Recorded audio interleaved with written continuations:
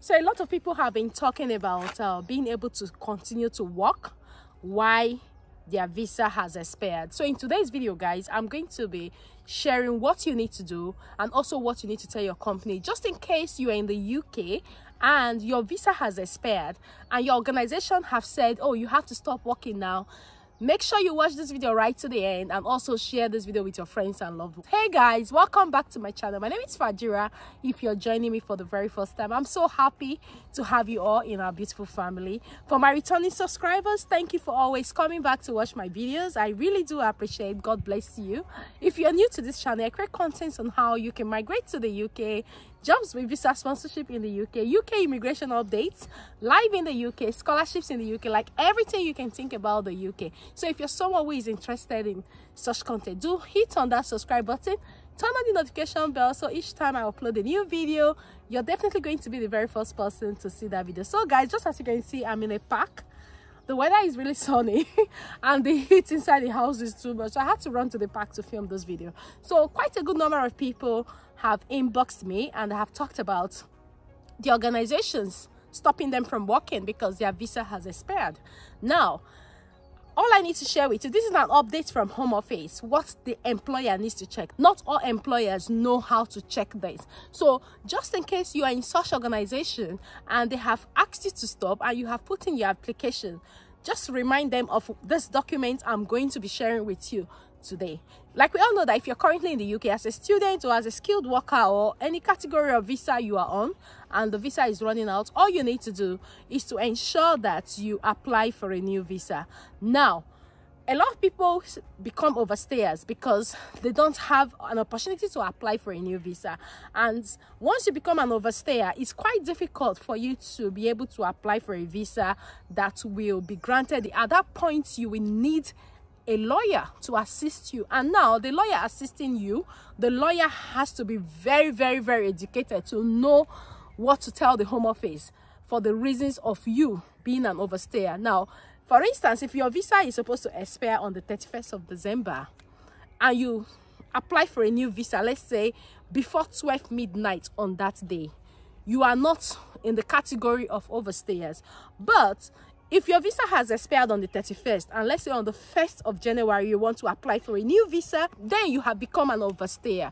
So like I said in today's video, that I'll be sharing what you have to do. Now, a lot of people in this category have inboxed me, have left messages in the comments of my videos saying that the organizations they are working with have stopped them from working because once your visa runs out, they cannot check your share code anymore. It shows that it's invalid. Now, what you have to do is for you to apply for a new category of visa. Let's say if you're a student or maybe you're on the post-study work visa and it's running out, you have to try your best to make sure that you get a job that can sponsor you.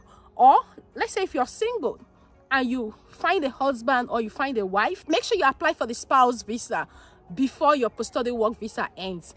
Now, what you can do is just to send in your application, and when you send in your application, you can carry on to work. Now, you will still be working on the category of visa you were on. Let's say you're a student or maybe you're on the post-study work visa that allows you to do any job. Because you have submitted your visa application, you are still allowed to work on that category of post-study work visa until a decision is made. Let's say the Home Office takes up to 6 months, which I know a lot of people have waited for more than 6 months and they have not gotten any feedback. You can still carry on to work. Now, you will be judged on that category of visa you were on before you submitted your application. So this is just to remind you. I'm also going to share the document. Like I said, this is from the government website. I'm going to share with you, but I just needed to explain this so that you will have a clearer understanding. So you can carry on to work as somebody who is on the post-study work visa or maybe a student. Provided you have submitted an application, there is a code that the Home Office will give to you. Now, recently, a few people, like I said, got back to me and they were like, oh, the company said I have to stop working until my visa is approved. Guys, there is nothing like that. Just as you can see This is an employer's guide to right to work checks, and this is a home office document, and it was recently updated on the 21st of June 2024, as you can see on my screen. I would love to take 1 or 2 minutes of your time to introduce to you something very special. I'm here to share with you an easiest app you can use to send money to your friends and loved ones, and that app, just as you can see, Leatherback. Leatherback has been a very good app. When I mean a very good app, I've been using Leatherback for a very long time to send money to my friends and loved ones. If you want to send money to your friends and loved ones, download Leatherback. Just as you can see on the screen, I'm definitely going to leave the link and my referral code in the description box. Use the link to download the app and also use my referral code to sign up. Now, the good thing about Leatherback is once you download it and you create your own account, you can also have access to over 15 currencies, also in 21 countries. So it is not an app that is limited. You can use it anytime to send money to your friends and loved ones. With Leatherback, you've got a very good rate. The rate is very competitive. To be honest with you, I have used a lot of apps before I came across Leatherback, but I can't compare Leatherback with other apps I've used because Leatherback is just exceptional. When I mean exceptional, it is very easy to access. It is very easy to download, and it is also very easy to send money through it. And if you've got any challenges during your transaction, there is also a 24/7 support system that will help you resolve it as soon as possible. So don't forget to download Leatherback and use that for your transaction. All you need to do, just click on the send arrow. As you can see on my screen, it's very easy for you to use, and thank me later. Thank you very much for your time. So guys, always ask your employer to check the in-time application, the 3C leave section of this document, so that just in case you have sent in your application to home office and they are yet to believe that you can carry on to work, please refer them to this document. And as you can see, in-time application is an application that you submit before the end of your visa. So just in case, let's say your visa is going to expire the next day on the 1st, like I earlier said, and you submit your application on the 31st night before 12 midnight, it is still regarded as in-time application. Where an in-time application to extend or vary leave is made and the application is not decided before the person's existing leave expires, Section 3C of the Immigration Act 1971 extends the person's existing leave. An application for further immigration permission to stay in the UK must be made before existing permission expires for it to be deemed in time.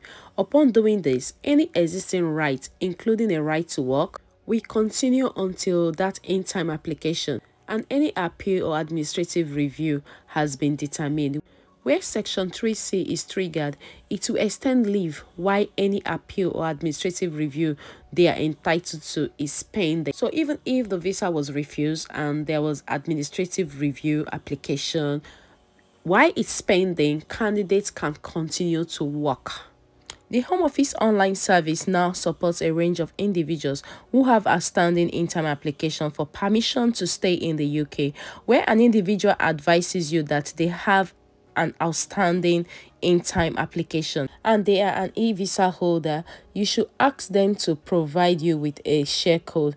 Once in receipt of the share code, you can use the online service to carry out the right to work check as set out in this guidance. So this is basically for employers, and so employers are really not aware of this, which is why you have to show them this document just in case you have a pending application and your visa has expired, so that you can carry on to work as normal. In such circumstances, the online service will provide confirmation of the individual's right to work and will provide you with a statutory excuse for a period of 6 months. This is a standard duration when right to work checks are conducted on individuals who have an outstanding in-time immigration application. Upon any subsequent application to renew the right to work, you must carry out a follow-up check. Some users may not be supported by the online service at this time as work continues to move to digital by default. In circumstances where the individual is unable to provide you with a share code yet they have an outstanding in-time application, please contact the ECS for verification of this. So this is what the employer is supposed to do to be sure that you still have your right to work while your in-time application is pending. Have actually spoken to some students that received letter from Home Office to leave the UK. their company asked them to stop working because they are no more eligible to work. But when they provided these documents and showed their employers this particular paragraph I've shared with you, which is why I had to film this video, they were allowed to work, to continue to work. So just in case you have a pending application, bear in mind that the pending application has to be an in-time application. Then you are eligible to carry on to work. So just in case you didn't make an in-time application and you have become an overstayer in the UK, I would suggest you get an immigration lawyer or a solicitor to apply for your new visa for you, because Home Office really wants to see the reason why you became an overstayer, and you need a qualified immigration lawyer to do this for you. So guys, this brings us to the end of today's video. And if you find this video helpful, please do like and share with your friends and loved ones. And also, if you're yet to subscribe to join our beautiful family, please do subscribe and join our beautiful family. Until I see you in my next video, guys, do take care and have a lovely day. Thank you very much for watching. Bye bye for now.